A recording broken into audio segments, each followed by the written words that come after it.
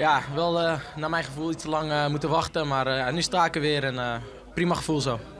Was het vervelend die periode dat Lucas Bijker vaak de voorkeur kreeg?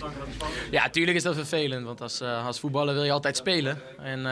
Maar ja, je kan niks anders doen dan gewoon keihard trainen en uiteindelijk de beloning krijgen zoals vandaag.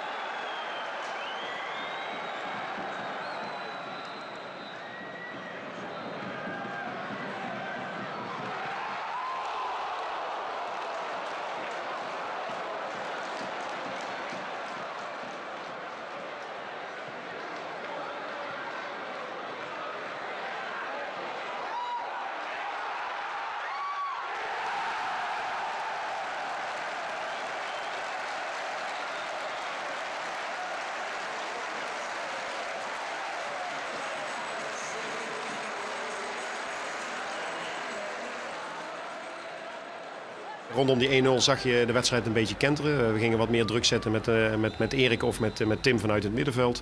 Kom je ook wat verder van je goal af te spelen. Dus je staat op het moment dat je de bal krijgt, sta je ook beter.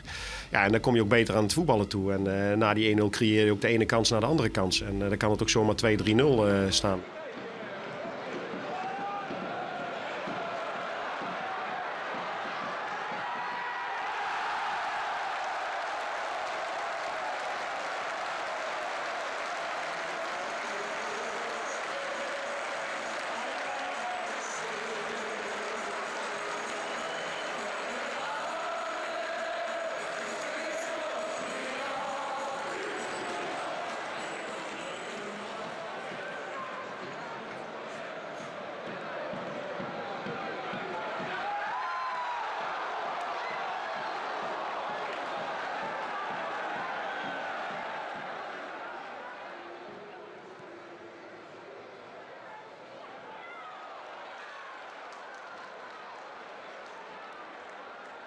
Michiel dacht dat ik uit zou komen en hij trok zijn nek in, terwijl het eigenlijk niet nodig was. En hij had de bal gewoon weg kunnen koppen en dan was ze klaar geweest. Maar goed, het is weer een leermoment en dan pakken we weer op naar volgende week.